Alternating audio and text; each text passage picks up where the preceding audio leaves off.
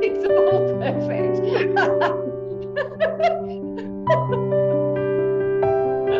Oh, waterproof mascara, very good. I want to really welcome our open circle audience. I'm here with Isira. I'm really deeply happy and privileged to be here together, especially in a time like this where we really need proper guides, and I really feel Isira is one of them. So really glad to be here together. I have now a memory for names and places, so I'm going to read a short bio of yours. That's okay, and then we're Yeah, going to take it from there. Asira was born and raised in the Aboriginal land of Corona in southern Australia, having been ordained by His Holiness the Dalai Lama and initiated in Aboriginal, Native American, and African earth rites. Asira unifies spiritual and indigenous wisdom with the contemporary challenges we face today. Her counsel for individuals, communities, and governments helps navigate the unprecedented challenges we face today with a deep level of consciousness and compassion. Asira has delivered programs and talks internationally for more than 30 years now. She's a powerful advocate for conscious change and highly engaged in the issues of our times. My voice is shaking as you see it. There's a lot happening in me at the moment. I really feel the connection happening, and that's just part of it. yeah. I would really love to open with a question that may not be very usual, but I just simply love this question. And my question is, how is it to be you? Empty, full, freedom, beingness, everything, nothing, love, reverie, dancing. It's everything and nothing. That's how it is to be. It's moment to moment to moment to moment. It's eternal being. It's wonder and discovery. It's you. It's this. It's creation.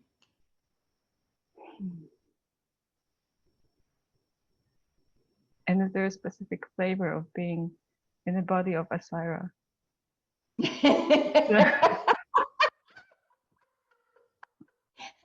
How does it work?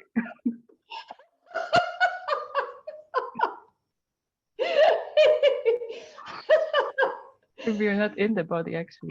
How would one describe the flavor of beingness, the flavor of rivering, the flavor of life expressing consciousness, playing moment to moment to moment, moments deep, moments of immeasurable love and grace, moments of immeasurable joy and spontaneity and laughter, moments of profound compassion, moments of sheer wonder,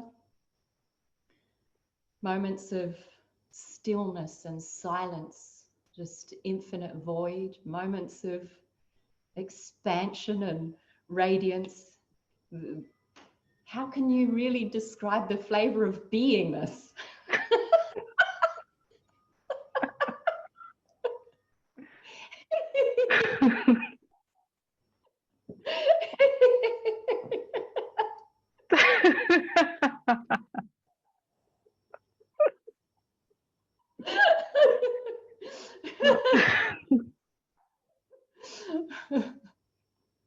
Yeah, that may have been as good as it gets a description.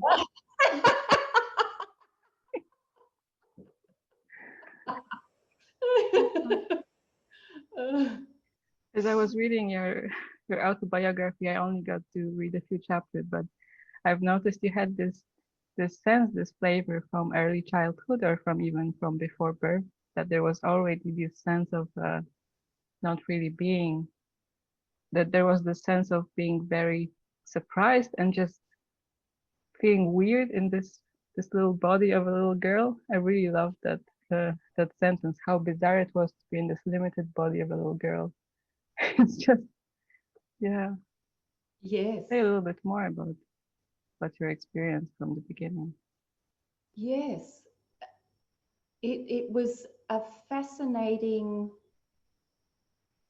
state or play, this continuum of witnessing, like being so aware and being so beyond singular form or body. So I really was very much this stream of consciousness, experiencing self as that which has always been, as awareness, as love, and within that, this body, like this emergence of, oh, now it's this body.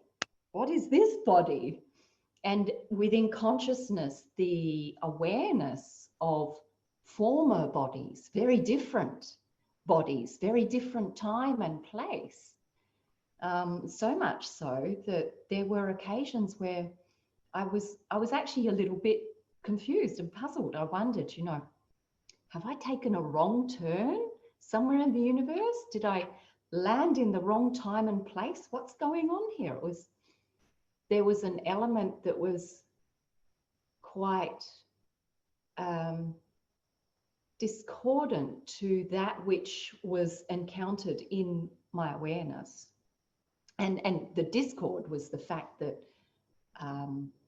I came into a time and place where there was and is a lot of disconnection, a lot of disruption. And so I was acutely sensitive to that. But all the while, just kind of fascinated and in awe and in wonder of the unfolding play. So I used to find it quite strange to have a body. Yes. Yeah, that's really quite unusual because I guess children, they come here, they also are quite pure, but they start believing in what they're being told and taught and shown. Somehow it just has not happened to you at all. Just you didn't believe that this is how it's supposed to be. You always knew that this is somehow to be looked through, that this is not how it ends, how your parents are presenting the world. Yes. Yeah. And I guess because I see that we all have this. We all have this essential consciousness and awareness, and most people are conditioned out of it. As children, we're conditioned into the boxes, the expected paradigm, the expected beliefs, the expected behaviors, and those conditions are imposed on us. And because the child's mind is so open like a sponge, it's absorbing all of those conditions without any filter. And so very, very quickly, a child shifts from that pure, open, curious, receptive state of being where everything's oceanic, it's not fixed, it's just a delight, fully engaged in the moment. And so a child very, very quickly loses that because of the imposed conditions. And there were moments where I did really start to question. I really did start to wonder, because I was the only one experiencing the way I was. And, I was the mad one. I was crazy. Yeah. I was unreal. And yeah, so it really did pose quite a challenge for me in many moments. Yeah, there were periods where I was quite on the edge of wondering, is there something really wrong with me? And yet the potency or the thread of that consciousness, which is an absolute knowingness, was never completely disrupted. And that's very different to the ego or the mind's idea of knowing. We're conditioned into believing things, and we attach ourselves to the stories and the ideas, and we say we know. But consciousness, which is our essence, that's inside every one of us, is innate knowingness. It is creation itself. Creation knows itself. It is irrefutable. There is no question.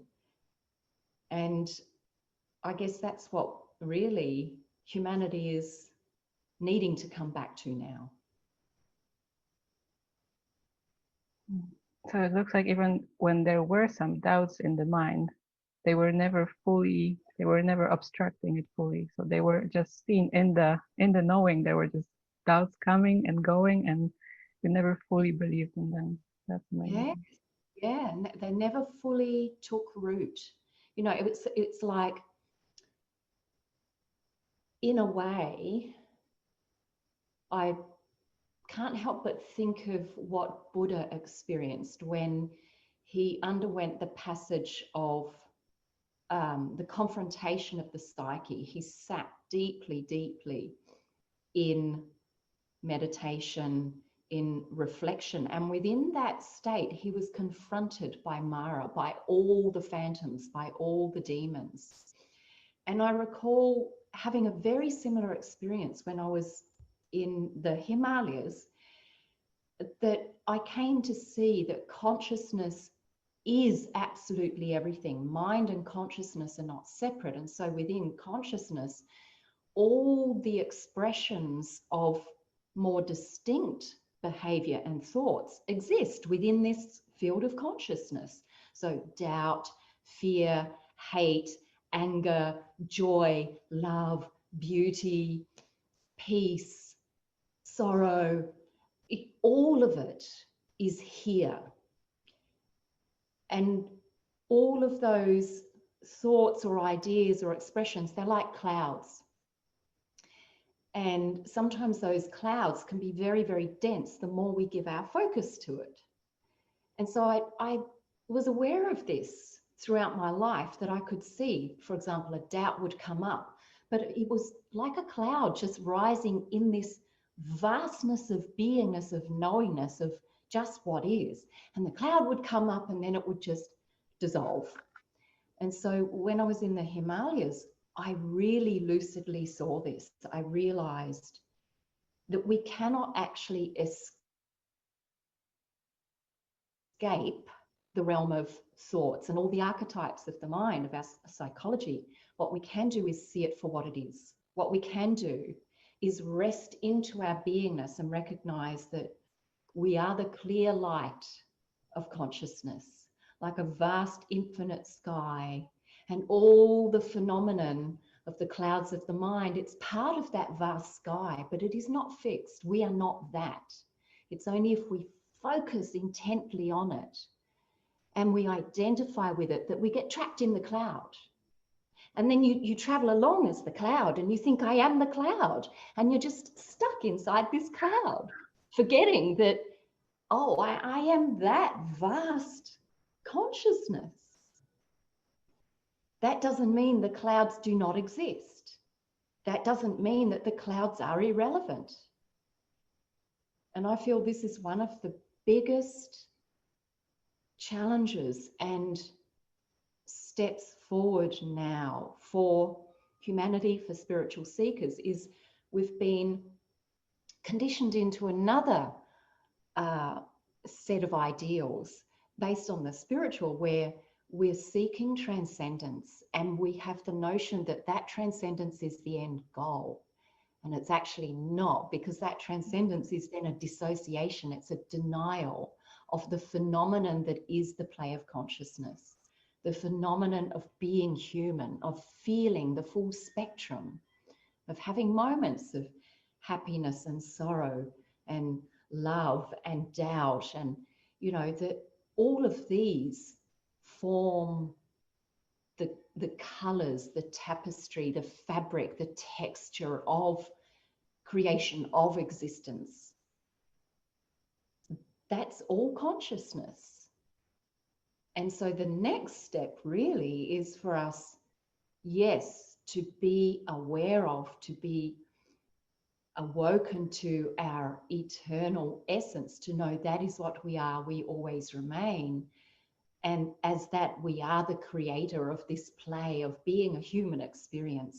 How can we be this with full embrace, with sacredness, with humor, with play, with spontaneity, with reverie? How can we revel in it? That is what I feel we need most now.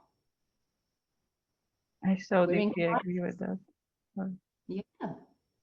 I so deeply agree with that. It's also been in my deepest interest, this being here somehow as a human, somehow being here as a human. And really funny you mentioned that what happened in the Himalayas. I was just reading about it, I think half an hour or more ago. I was just picked up your book again, and I thought, oh, maybe that's relevant what I'm going to read now. And I remember it was just after you met Richard Gere in the Himalayas, right? And just I think just right after you were ordained by the Dalai Lama as well. I think that's what I remember. And I remember reading you were screaming and crying for 2 weeks and meeting all of these. And I remember reading, and I was just being so appreciative of, because I could feel so much surrender to meet all of these places, because my experience is I'm meeting them and then I'm just not really wanting to meet them fully, but just the complete surrender of crying and screaming for 2 weeks and just no hope and even no notion of anything getting ever better. That feels like the truest surrender. Really, I'm really really in love with what I read and what I'm hearing from you. And yeah, I also wanted to ask you about your experience with the Dalai Lama. If you feel like sharing any of the experiences with the lamas and the Dalai Lama as well, because I know you've been meeting them in your dreams and your visions before, and then they somehow magically appeared in front of you as people, and would like to Somehow, share a little bit of the story as well. yes, perhaps with a little pre-comment of, I love that you said somehow magically they appear, because actually all of this, it is all somehow magically appearing. That's I true. mean, really, look at this. Yeah, I have Look no at idea what this is really. Just this here. Everything that is being, if we truly stop, if we truly hear and we really observe, it is all magic. It is Maya. It is illusory in nature, but that doesn't mean it doesn't exist. But how it is appearing, how it is emerging, what magic, how extraordinary. And all of this is emerging from consciousness. So everything you are seeing right now, everything you are experiencing and touching was first only imagined, was first only dreamed, was first only in the field of light of consciousness, purely a vision. Now here it is. You get to experience this viscerally with all of your senses. What an extraordinary gift. And so, okay, back to the lamas. thank you for that piece as well.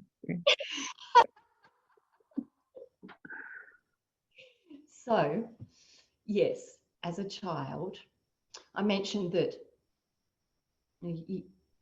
even from, the beginning of this particular incarnation in form, there was a continuum, a stream of consciousness, an awareness of having been before in other form and having always been as consciousness.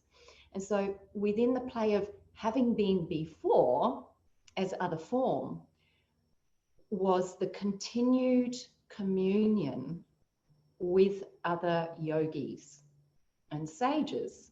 And so as an infant, as a child, I would be in states of meditation and I would be engaged with these yogis and other beings. And then, for example, when the body would go to sleep and, typically what everyone would call dreaming, I was lucidly engaged with these yogis and lamas. And in that space, it was a play between what the mind calls time and place, that time and place does not occur in a fixed way that we think. So past, present, future all coexist, and multiple dimensions all coexist.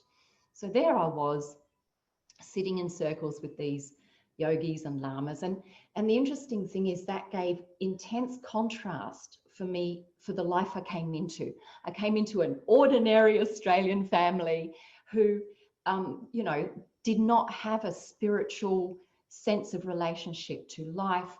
We had a shut down history or heritage of our Indigenous bloodline. And so that profound depth of earth spiritual connection had been locked away and pushed in a corner of shame and, you know, silence to not be acknowledged. And so there was this contraction in my family field, a lot of anger, a lot of pain.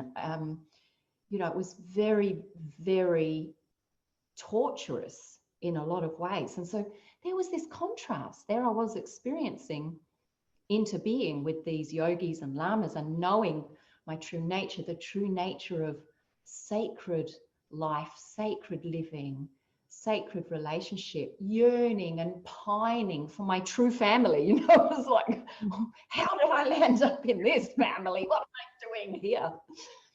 And one evening, the primary Lama that I would travel with on these other levels, he came to me and I underwent a ritual ceremony with him, and he told me basically I was being prepared to be, for him to come and meet me. And I was like, what exactly does that mean? Because, you know, it was all happening on these other levels, and there I am in this ordinary Australian family. And my mother at the time had met an extraordinary woman who was very spiritual. She was starting to go through this awakening, and this woman says to me, says to my mother, do you realize what your daughter is? And my mother's like, didn't really understand. And I'm telling this woman about the experiences I was having. She says, you need to go to Buddha House. As soon as she said that, it was like a bolt of lightning went through me. I stood up, I got out the phone book. Back in those days, we had physical phone books. just to tell you all how antique I am. So there I was with the physical book, and exactly where I opened it, my eyes landed on Buddha House. So I rang up. So this is the magic unfolding, okay? Somehow magically, there I am going, Buddha House. Next thing I'm talking to a monk on the other end of the phone, telling him everything. It's just falling out of me, everything that I'd been experiencing. He's, yes, yes, yes, you must come in. So I go to this place and he tells me within 2 weeks, the lamas are coming and you must be here. The lamas are coming. So in 2 weeks' time, the first lama, who used to sit kind of diagonally opposite me in these circles, he was the laughing lama. We were always laughing together, just the bliss of laughter. It was him on the doorstep, and we just laughed, hugged. And next thing, the central lama, who I would just astral travel with everywhere and be sitting in caves and be in these, you know, rituals and ceremonies and everything, there he was on the doorstep. And again, it was like we cried and hugged. It was just like, oh, finally, my old friend, my old family. And so then I traveled with them. It turned out they had actually come to get me. One of the women in the centre explained to my mother that they knew where I was going to be born, when I would be ready to be collected to come back and go through a process. So I travelled back with them and underwent a passage of reintegration. Really, it was a period of profound grace for me, because it finally settled me into this incarnation and reconciling all of those parts of the self that are and have been that didn't seem to fit in this current world.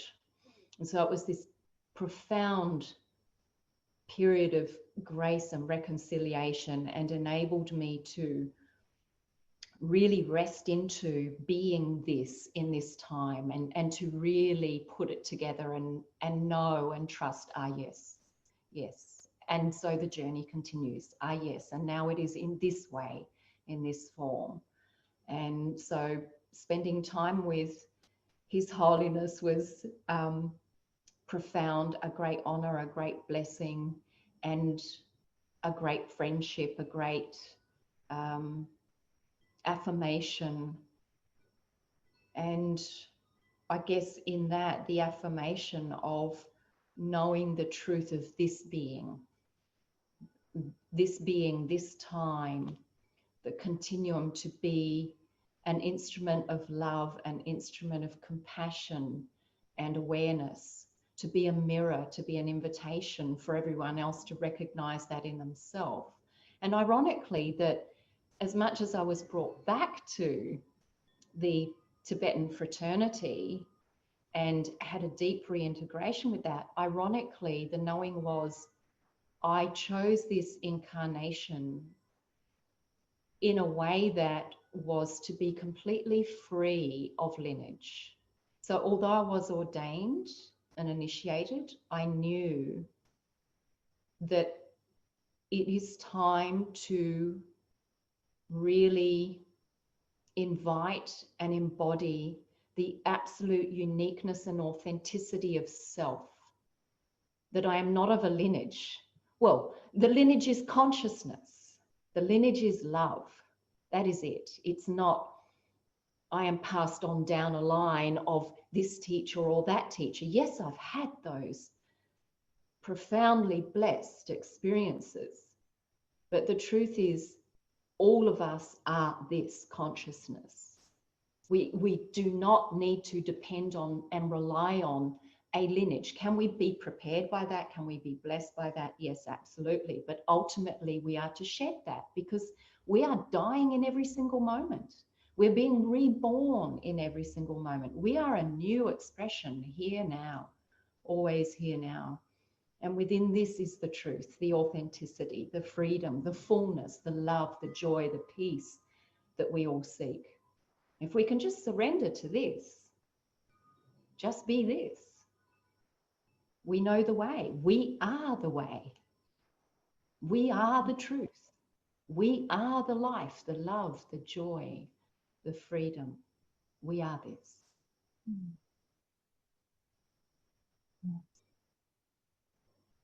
And I feel it really gives that was reading your book, it felt like it really, you having been born into such a regular family, let's say, really gives keys for how consciousness can still come into these kind of structures and still go through them.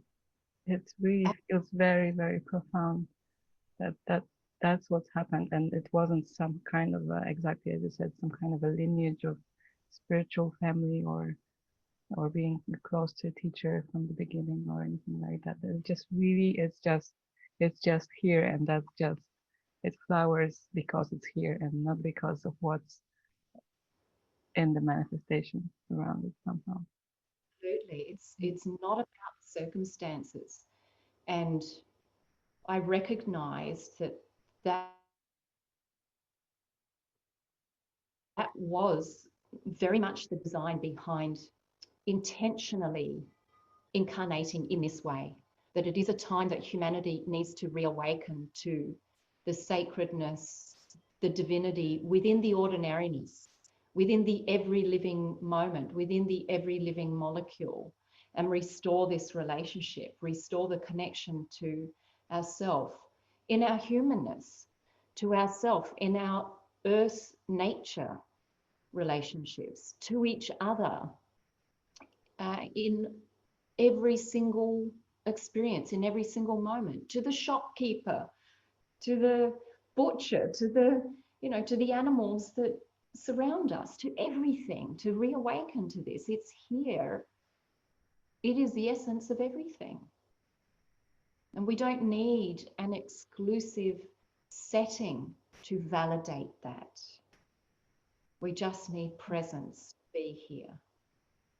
Exactly. When you say about the reconnection, it brings to mind, as I was reading regeneration, part of your work on your website, and all the links to the Aboriginal wisdom, to the Native American wisdom, and the African wisdom as well. As I was reading it, I broke into tears, and I was seeing the pictures there, and as I was just feeling the potential of how things could be unfolding from such deep reverence and such deep connection and such deep respect to just simply what's here. I was feeling this potential in that writing, and I'm really also really so curious to hear a bit more about the the, the native, the Aboriginal roots that you have, and what wisdom should we be applying to our world right now from there. It really, really touches me so deeply, this subject. Yes. I'd like to say a bit more. Well, I feel most important and relative, or relevant rather, for everyone is to step over that barrier that we see me and you, us and them, as, you know, that we're so different, that we're so separate.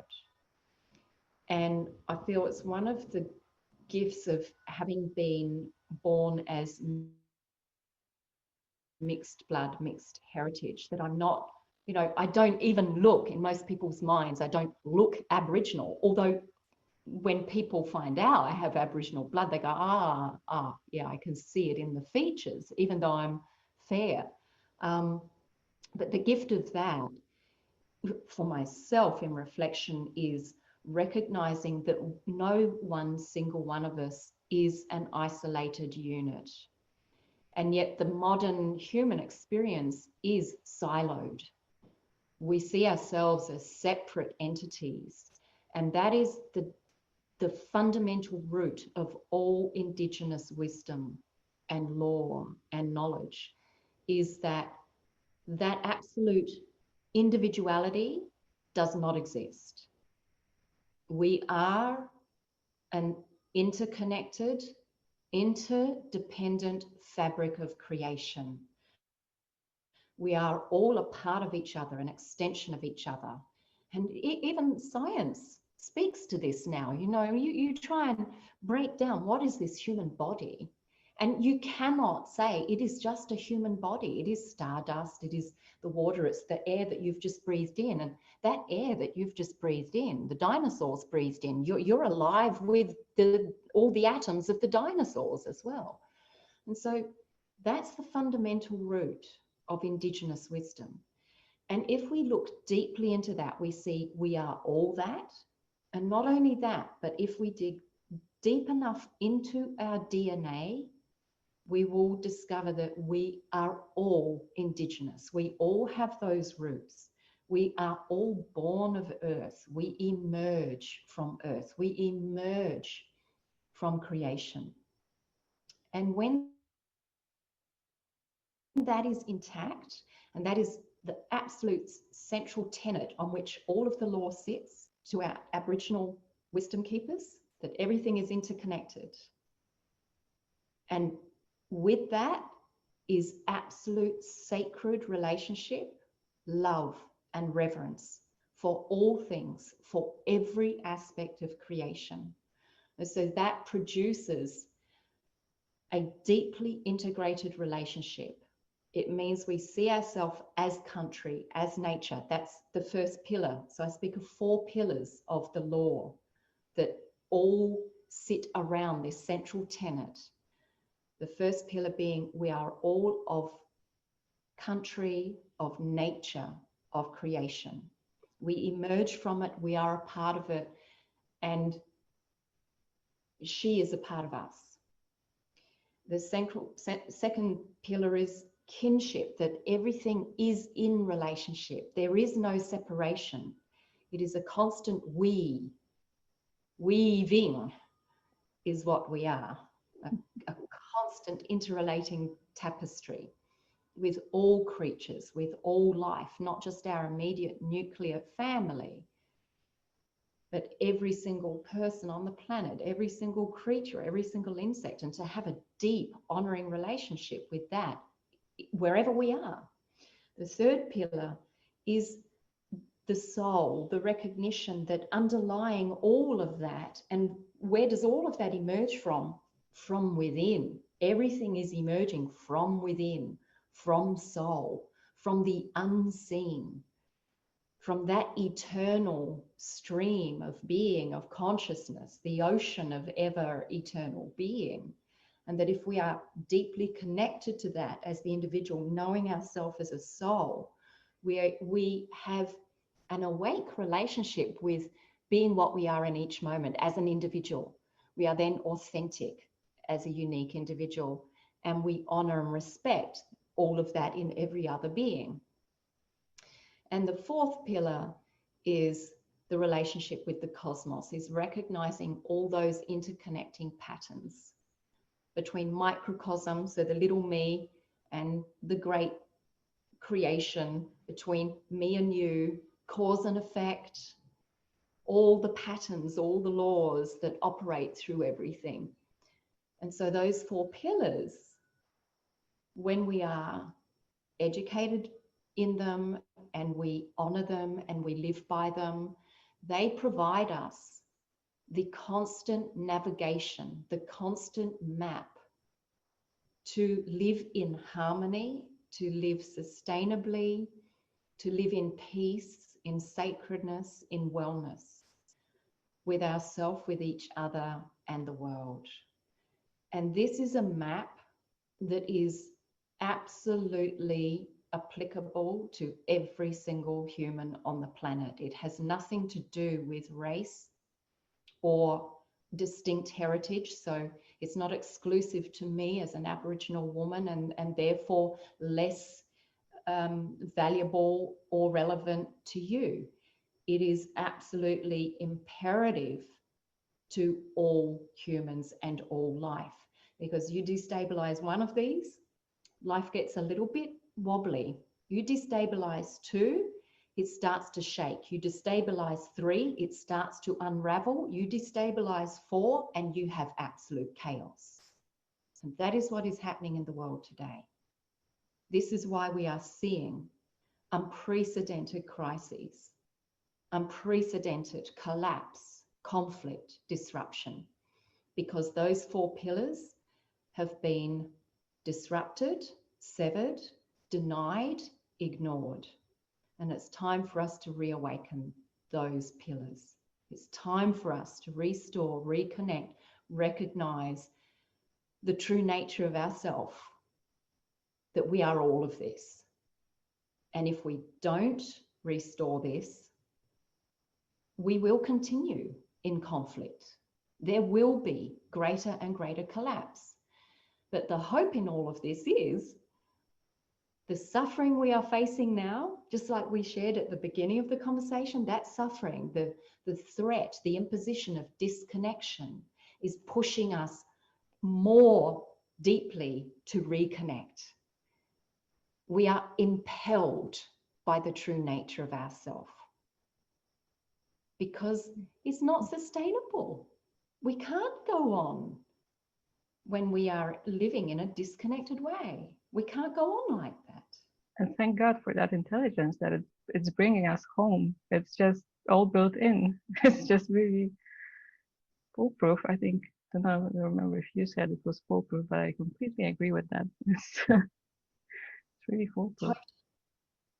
Absolutely. And you've just taken the words right out of exactly my own description of it, that even if we have the worst fears, even if we feel completely hopeless, the truth is we are being moved constantly by those underlying forces. And it's not a question of if we will be restored by those forces. It's a question of when. And it's, you know, a case of some people resist and deny to the point of utter crisis. We have a choice. We can intentionally, consciously embrace, reclaim, and work with those principles and navigate our way through great challenge and great conflict, or we will be pushed to it. The choice is, do we want to have a waltz or do we want a slam dance?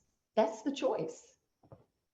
What do you feel is probable in terms of how the world unfolds right now?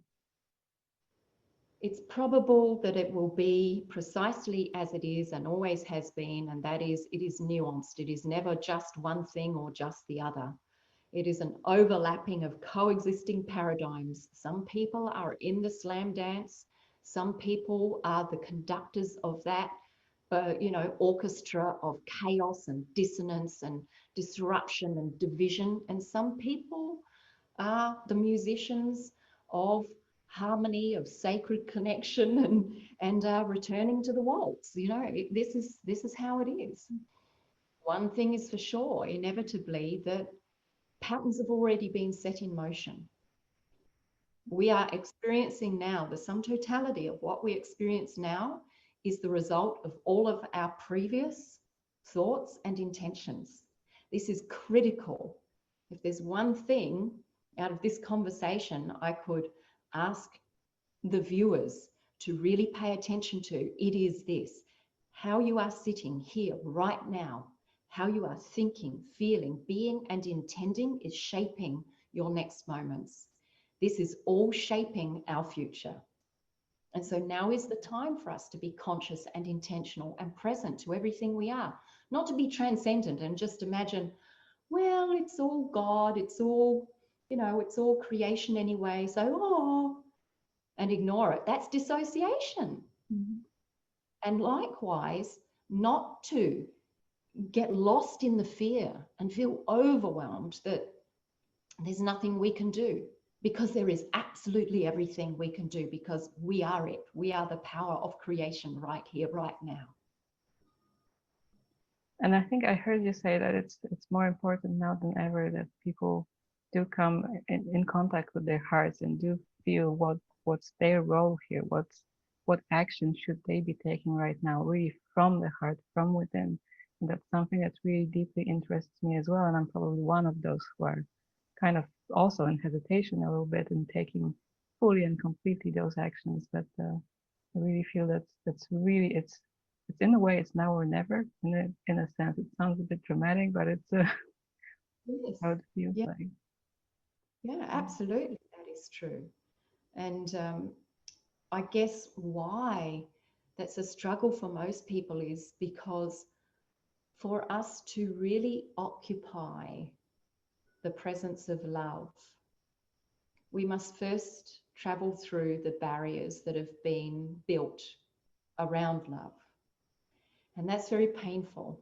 It's very frightening. Mm-hmm. And so most people get a little bit closer to love, and then because as you travel closer to love, you begin to feel and recognize the barriers that have been created, the identity of fear, the identity of control, the identity of separation, etc. The energy contained within those barriers can be deeply painful, deeply frightening.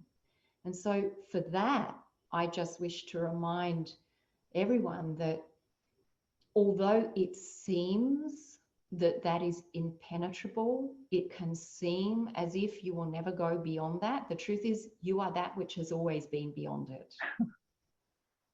Remember the sky analogy again. Remember, they really are just clouds. They are just this phenomenon that is transient and impermanent, and you remain that freedom. The only reason you feel the pain or the loss of love or the conflict is because it is referenced against something that precedes it. You cannot feel that pain or loss of love unless preceding it, you are the presence of love.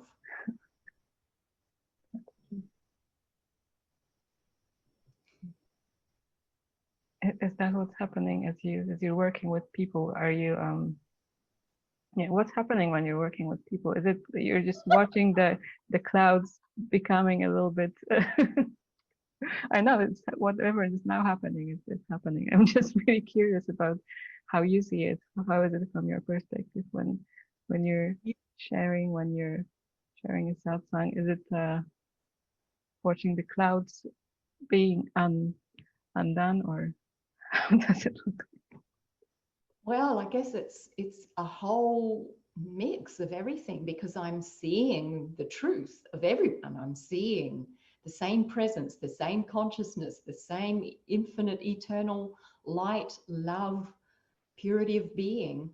And within that, I'm seeing the person, people, occupying a state of being very fixed in the identity, being very fixed in the body mind, and caught in the clouds. And sometimes there's a great storm because those clouds are so deeply identified with that there's a fight to keep hold of them, you know, because to dissolve the cloud to that level of identification means death.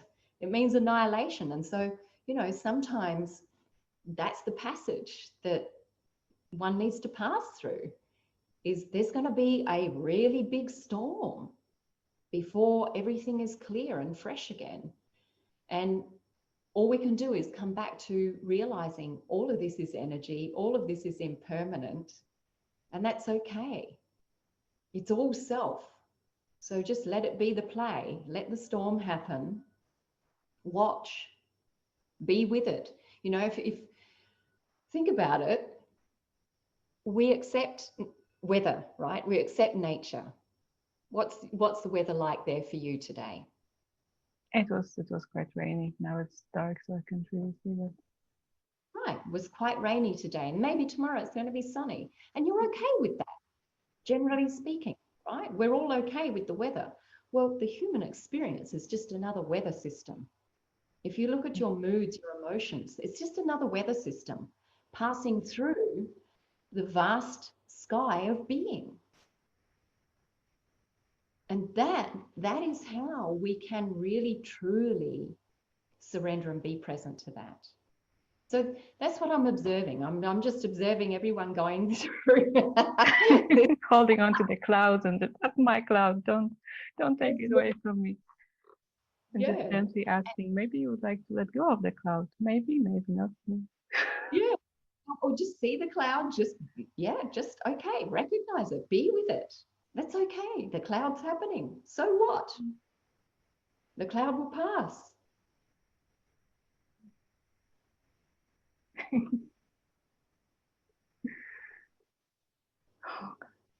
So I really also love that that you're also including the physical somatic work in your work. I've seen you also offer breathing session, breathing, shaking, and all of these things that are supposed to help with the embodiment, as I see it, with the poor little creature that we have here to cope with all the revelations, all the clouds, or all the storms that are happening together with the spiritual life unfolding. Is that Yes. more or less? Yeah, Okay. absolutely. And so important, because, you know, the body mind construct is a field, a holding field. So it holds and contains energy. And the human experience is such that all these events that have occurred and all the identifications accumulate as energy patterns, as impressions in the nervous system and in the cellular makeup.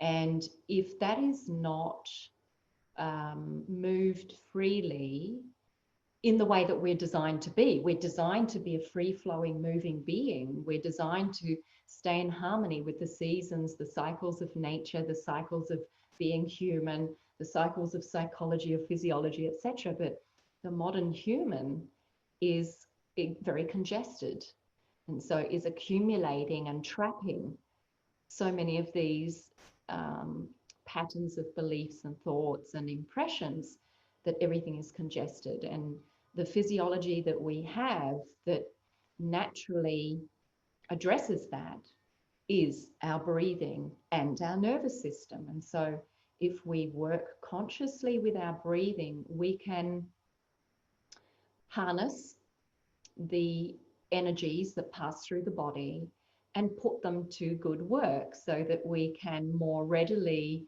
clear and release the accumulation and restore the openness and the flow.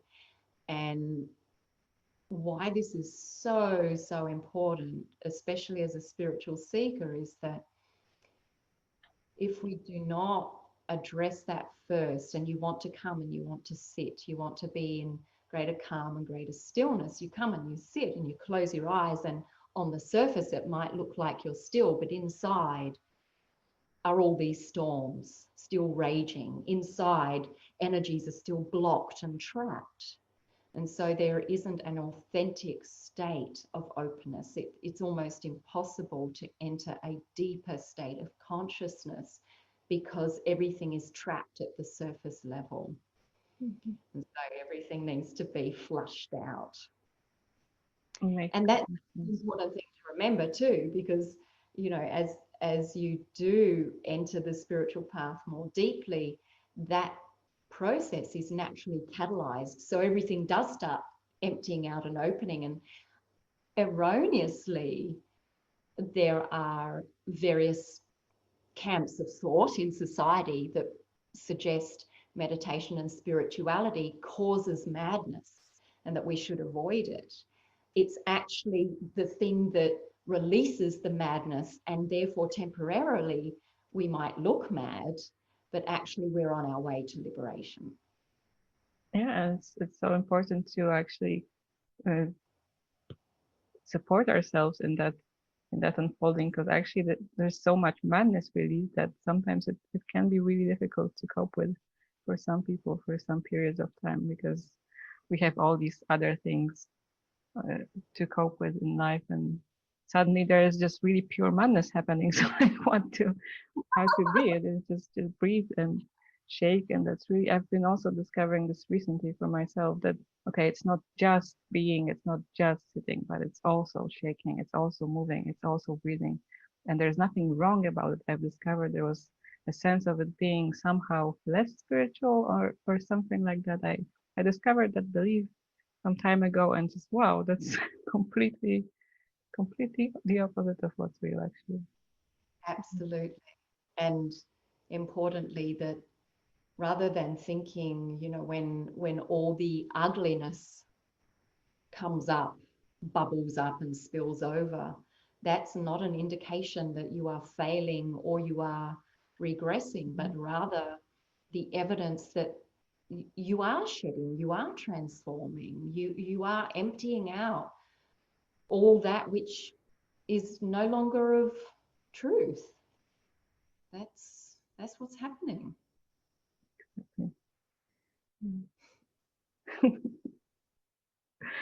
What a crazy ride we're up to.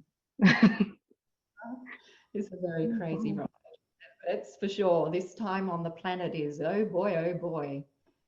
Really is interesting. I'm really, really grateful. It's really interesting, but it's really quite something. Yeah, and I feel because of that, more than ever, we do need to reframe our perspective around spirituality and awakening, and recognize that it's no longer a passage that can somehow, you know, liberate us to get away from the world, but that actually it's a passage that can bring us truly into the world to restore peace and harmony and well-being. And that means we need to welcome being embodied. We need to welcome having the human experience. We need to welcome the nature of creation as it is. It is destructive and birthing. It's ugly and beautiful. It's sweet and sour. It's you know, it's gentle and violent. This is creation. We're all of this. And the reason we're seeing so much more violence and destruction is because actually we've denied that nature. We're trying to avoid death. I mean, how mad is that? Like craziness. We're trying to create this illusory life of security and permanence. And as a consequence, we are squeezing the life out of us. We are creating greater and greater conflict. That's true. Life is not being sustained by light anymore, by the pure energy that wants to sustain it. It's just being sustained somehow by, in a sense, against the law of nature. That's how it feels like. So then it's just can be a bit rotting in the long run. And then we come back to, you know, your beautiful comment before that, well, it's foolproof, because as much as we try to go counter to the laws of nature, nature will push back equally. Exactly. Because it's the nature of existence. It's unavoidable. How perfect. Exactly. So whether you want to awaken or not, guess what? You're going to. That's a warning. A fair warning. Oh, very good. Okay. So we're going to have a 3-week course at Open Circle together very soon. And I want to warn people about what they can experience,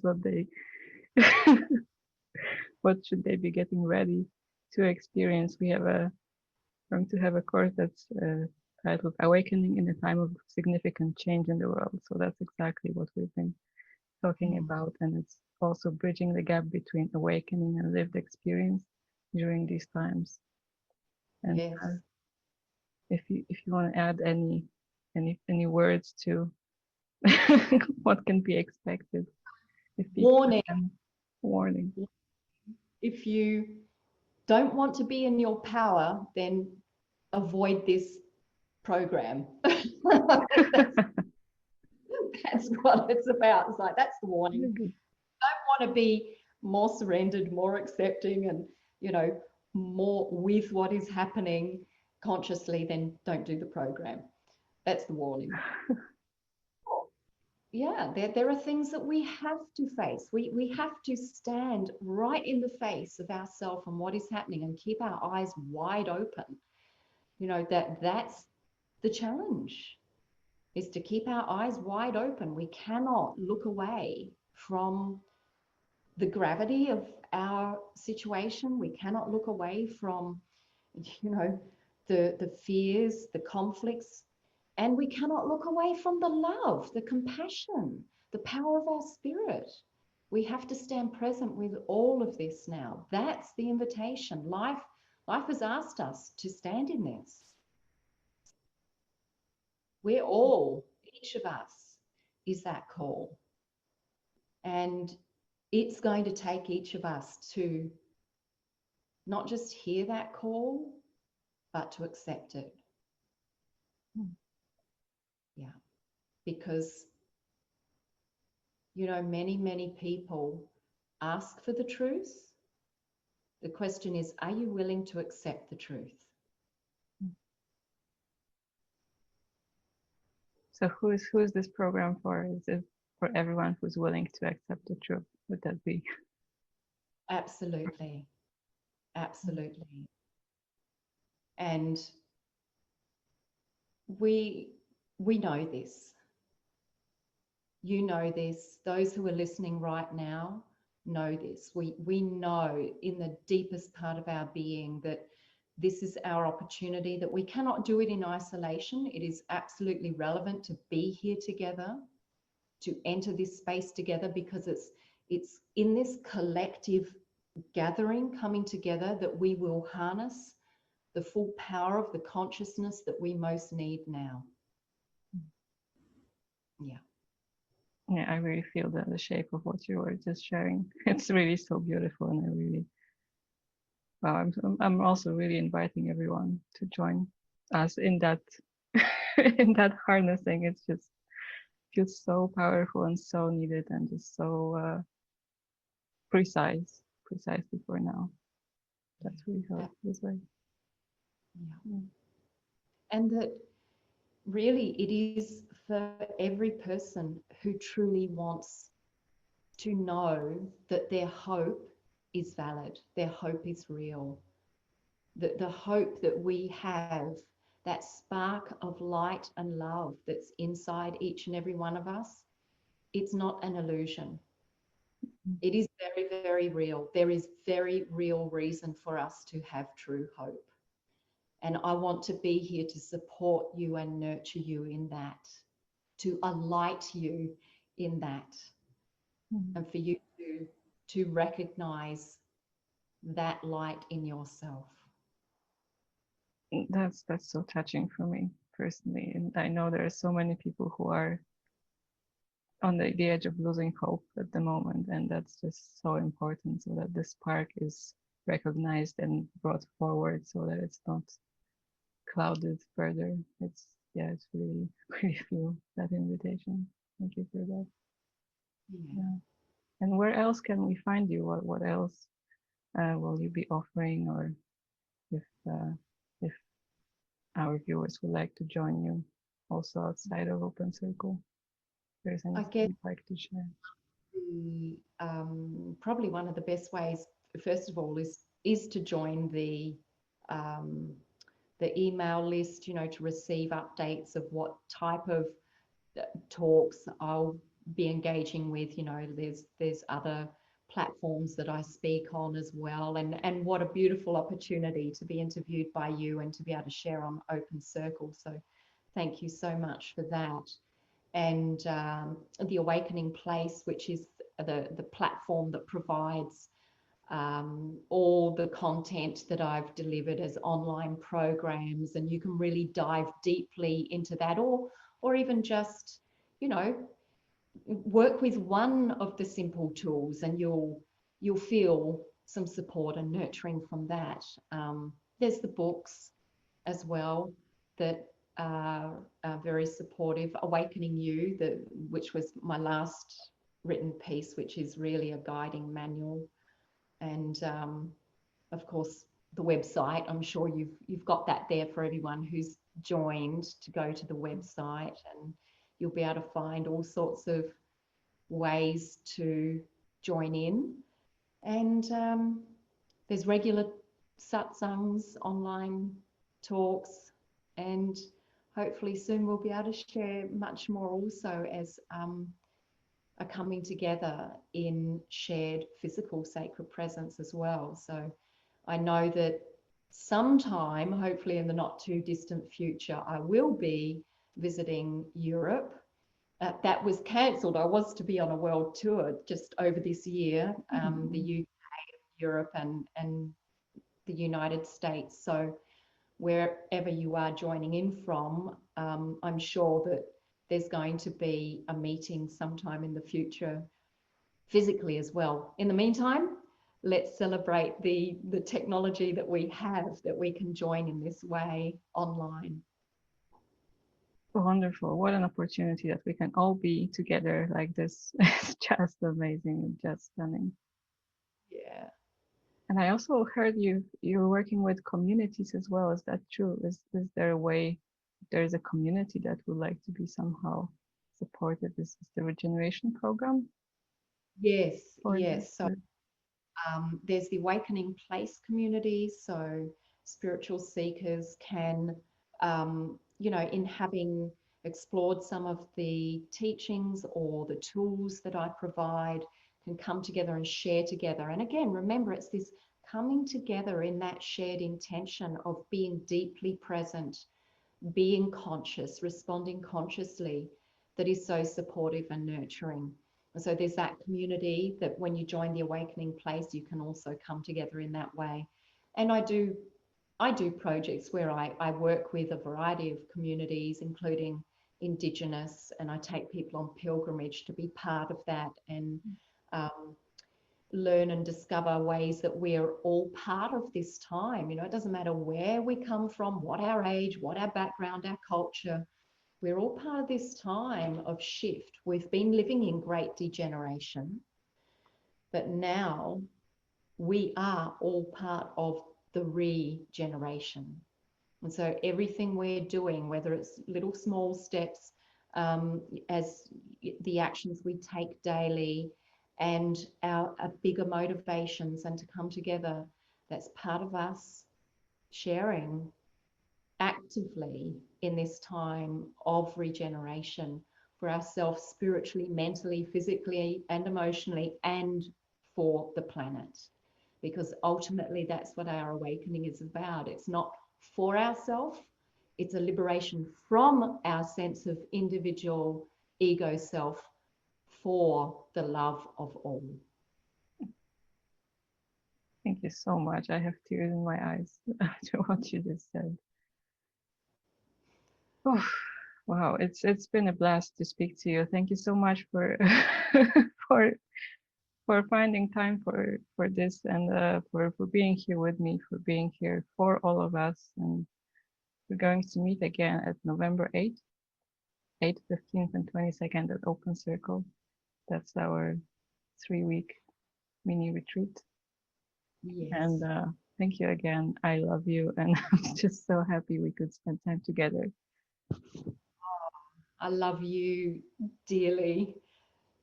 Thank you so much, Sara, and everyone for joining. And I'm just so looking forward to sharing in presence with you all further, and our continued journey, that here we are